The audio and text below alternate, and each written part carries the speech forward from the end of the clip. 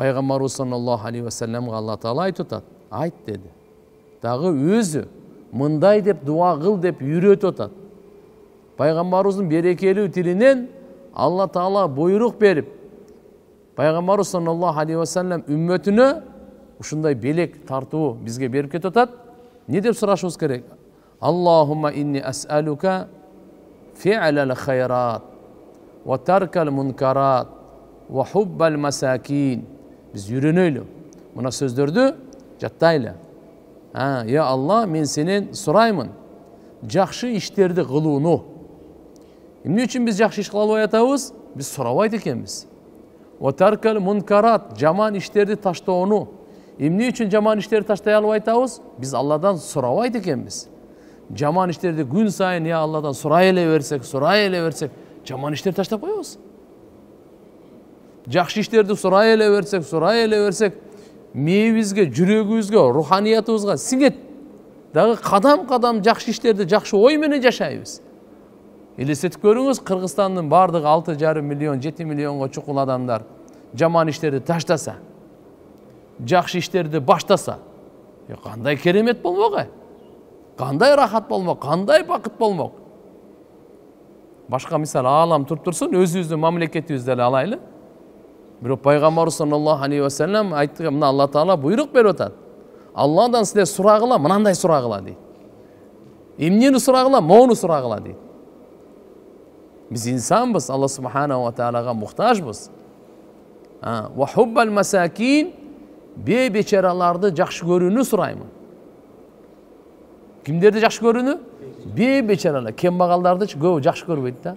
Көбү депутаттар жакшы көрөт. Байларды жакшы көрөт. Ал жакшы көрбөй калдыбы? Акчасы көптөр жакшы көрөт. Ошолор аркасынан жүрөйүн, ошолор менен барайын, ушулардын жанында отурайын, ушуларды учурашайын, ушуларга көрүнөйүн кичине деп. Бечараларга биз текеберлик кылабыз. Жок. Пайгамбар саллаллаху алейхи ва саллям таалими. Пайгамбарыбыз Алла Тааладан дуа кылган. Я Алла, мени мискин абалда мага жашоо бер. Мискин абалда менин жанымды ал. Кыямат күнү мискиндер менен мискиндердин жамаатында тирилткин деп дуа кылган. Бул не деген? Мискин деген кембагал. Я Алла, мени кембагал калтыргын деп атат. Жашоом кембагал менен өтсүн дейт. Кембагал абалда жашоо өлүм келсин дейт. Кыямат күнү кембагалдардын жамаатында, байлардын эмес, кембагалдардын жамаатында мени тирилткин дейт. Ким? Акылдуулардын эң акылдуусу. Данышмандардын эң данышман. Бактылуулардын эң бактылуусу. Адамзаттын мырзасы айтып атат, караңчы. Демек мындай кембагалдык андай бир жаман сыпат эмес. Жек көрө турган, жиркене турган, басмырлай турган, андай эмес турган. Пайгамбарыбыздын сүйгөн эмеси. Улида ятиман, аша факиран, мата мискинан. Пайгамбарыбыз жетим төрөлгөн, мискинмин, факир бол, кембагал бол жашоосун өткөзгөн, кембагал бол дүйнөдөн кайткан. Мына. Ошон үчүн Пайгамбарыбыз эмне деп атат? Бечараларды жакшы көргөндө Алладан сура. Биз сурабайбыз да. Алла, мен ушу бечараларды жакшы көрөйүнчү, кембагалдарды жакшы көрөйүнчү, биз сурабай эткенбиз да. Бул ай сурай турган ай. Бул не экен? Өзгөчө кабыл боло турган, жөнөкөй эмес, шектенбеш керек. Бул Рамазан айда Алла Таалам асмандардын, бейиштердин, мээрим, райымдуулук, жакшылыктардын эшиктерин ачкан ай. Ошон үчүн иншалла сураганды ушул айда сурап калайлы. Мына Пайгамбар саллаллаху алейхи ва саллям 3 нерсени айтты. Унутпайбызбы? Аллахума, эгерде арабчасын билсек, үйрөнүп алсак өтө жакшы. Ушул сөз менен Пайгамбарыбыз айткан да. Буда өзүнчө береке бар. Сөзгө өзүнчө сооп бар. Дуанын кабыл болуусунда өтө чоң үмүт бар, өтө жакын бул. Пайгамбарыбыздын өзүнүн тилинен чыккан. Аллахумма инни ас'алука фи'лал хайрат ва таркал мункарат ва хуббал масакин. Андан кийин ва антагфирали ва тархамани. Я Алла, мен сенен сураймын, мени кечиргениңди сураймын. Мен сенен сураймын, мага райымдуулук кылганыңды сураймын. Мынакей Алла субханаху ва таала ва ида аратта фитната кавмин фатаваффани гайра мафтунин. Качан бир элге, бир коомго, эгерде бир диндеги же болбосо дүйнөдөгү бир фитнаны каалай турган болсоң, фитнага я Алла гриптер кылбай мени алып кеткин деген дуа. Фитнага я Алла салбай мени алып кеткин я Алла. Атак итак эле ошол убакытта өлөсүн. Бирок бир болот фитнага аралашып өлгөн, бир болот фитнага аралашпай өлгөн. Динде фитнага аралашып өлгөн, охо, Кудай сактасын. Дүйнөдө кандай десе, бир ооруларга, кыйынчылыктарга, жаман нерселерге кабылып калып, ошого душар болуп өлгөн. Бул да. Мынакей туугандар, кандай деп пайгамбарыбыз айтат. Андан кийин дейт: "Ас'алука хуббака". Я Алла, мен сенин сүйүңдү сураймын дейт. Нени сурайлы? Алла Таала жараткандын мухаббатын сурайлы. Алланын сүйүүсүн сурайлы, мухаббатын сурайлы. Я Алла, бизге жан берип атат, акыл берип атат, иман берген, ден соолук берген, өмүр берип жаткан, ырыскы берип аткан, бардык мүчөлөрүбүздү толук кылган Алла Тааланы жакшы көрөйлү. Валладина аману ашадду хуббан лилlah. Имандуулар эң көп, эң катуу жакшы көргөн Алланы жакшы көрүшөт. Бардыгын себеп дегенде ата-энени ким берди бизге? Алла берди. Аял бала чаканы ким берди? Алла берди. Перзентиңизди кандай жакшы көрөсүз? Алла берген. Унутуп калдыңыз беми берүүчүнү? Берилгенди жакшы көрөсүз, берүүчүнү унутуп каласыз. Андай болбойт да. Ошон үчүн мынакей пайгамбар саллаллаху алейхи ва салламга Алла Таалам үйрөтүп атат эмнени сураган. Не деп сурайлы? Ас'алука хуббака. Я Алла, сенин сүйүүңдү сураймын. Сенин сүйүүңдү сураймын Алла. Ва хубба май юхиббука. Жана я Алла, сени ким жакшы көрсө, ошонун сүйүүсүн сураймын. Алар ким? Пайгамбарлар, аулиялар, салихтер, алымдар. Ya Allah Taala'nı жакшы көргөндөр кимдер?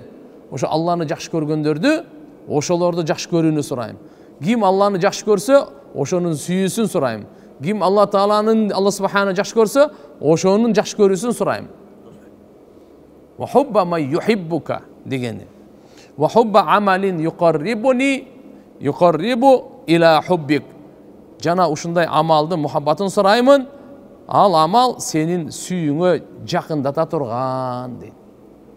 Демек Алла Тааланын мухаббатына жакындата турган, Алланын сүйүүсүнө жакындата турган, Алланын сүйүүсүнө мухаббатына бөлөй турган амалды мухаббатын сурайм. Амалды эмнесин сурайм? Демек мисалы намаз. Намаз Алланын мухаббатына жакындатат. Ким намаз окуган Алланын сүйкүмдүүсү болот.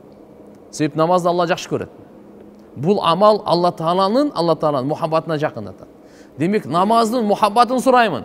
Ненин? Намаздын мухаббатын. Я Алла, ошо намазды сүйүп калайынчы мен. Орозону сүйүп калайын деп. Я арам нерселерди сүйбөй? Нелерди? Аллага жакындата турган амалды сүйөйүн. Зикирди, дуаны, демек кайсы амал Алла Тааланын сүйүүсүнө жакындатса, ошол амалдын сүйүүсүн, ошол амалдын жакшы көрүүнү сурайлы. Bundan kiyim ne dedi Peygamberimiz? Kâle Resulullah sallallahu aleyhi ve sellem innaha hakkun. Bul jönököy nerse emes, bul hakikat dedi. Peygamberimiz aytып atат. Bul hakikat dedi. Fadrusuha. Sizler bunu jakşı sawak algıla. Jakşı uşunu sawak algıla bundan. Andan keyin thumma ta'allamuha, andan keyin үйрөнгүлө uşunu. Ушуга адат алып келип, ушуга ишенимиңерди, көз карашыңарды ушуга жараша түзгүлө деген сөз. Максатыңар ушул болсун. Жакшы иштерди кылуу силердин максатыңар болсун. Жаман иштерди таштоо силердин максатыңар болсун. Бечараларды жакшы көрүү силердин максатыңар болсун. Алла Тааладан кечирим суроо, райымдуулук, мейримдүүлүгүн сураган, Алланын мухаббатын сураган силердин максатыңар болсун. Жакшы амалды жакшы көрүү, Алланы жакшы көргөндөрдү жакшы көрүү, Алла Тааланын мухаббатын сураган, бул силердин көз карашыңар, жашооңордун максаты, бул акыйкат. Uşu menen öskür, uşu menen tüzdöngülö deydi.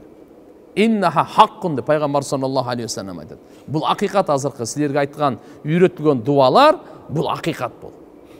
Bunun arkasında tügöngüs, keremet, soğup, iyigiliklerinin bardığı var. Şunun için inşallah uşu dualarda öğreneli. Peygamber özgöçö göngül buru aytadi. Fadrusuha, summa ta'allamuha. Uşunu jakşı sawak kılgandagı, uşu сабак кылганыңардан кийин үйрөнгүлөр. Тааллум ушуну үйрөн колдонгон. Машинени мисалы карап туруп, сабакты теория кылдык, эми барып практика өтөсүз да, туурабы? Практикасы бөлөк да.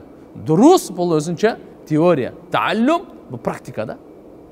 Ошон үчүн иншалла кийин аны практиковать этип үйрөнгүлө дегени ушу жашооңордо колдонгула деген сөз ушуну. Жакшы иштерди кылып колдонгула, жаман иштерди таштап колдонгула булардын бардыгы. Бечараларды жакшы көрүп колдонгула дейт. Дагы бир кайталап коеюн дуаны мына. Пайгамбар саллаллаху алейхи вассалам айтып атат, Алла Таалам айттыртып атат, буйрук берип, сәл кул сурагын мынандай кылып дуа кылгын дейт. Аллахумма инни ас'алука фи'лал хайрат ва таркал мункарат ва хуббал масакин ва ан тагфирали ва тархамани фа иза арадта би'ибадика фитната каумин фатаваффани гайра мафтунин. Ас'алука хуббака ва хубба ман юхиббука ва юхибба амалин юқаррибу иля хуббика. Манаке дуа тугандар, Кудай кааласа бунун котормосу мындай: Я Алла, мен сенен сураймын, жакшы иштерди кылууну сураймын, жаман иштерди таштоону сураймын, бечара кембагалдарды жакшы көрүүнү сураймын. Я Алла, мени кечиргениңди сураймын, мага райымдуулук кылганыңды сураймын. Качан сен бир коомго бир фитнаны каалай турган болсоң, я Алла, анда мени ошо фитнага аралаштырбай эле алып кетиңди сураймын. Андан кийин, я Алла, мен сенин сүйүүңдү сураймын. Сени ким жакшы көрсө, ошонун сүйүүсүн сураймын. Жана сенин сүйүүңө жакындата турган амалды сураймын, амалдын сүйүүсүн сураймын деп. Жараткан Алла Таалам баарыбызга тоофик берсин тугандар. Бул ушул хадис Тирмизи шарифте келет. Бул хадисти Муаз ибн Джабал радиаллаху анху айтат. Жана Хаким Мустадракта дагы ушул хадис келген.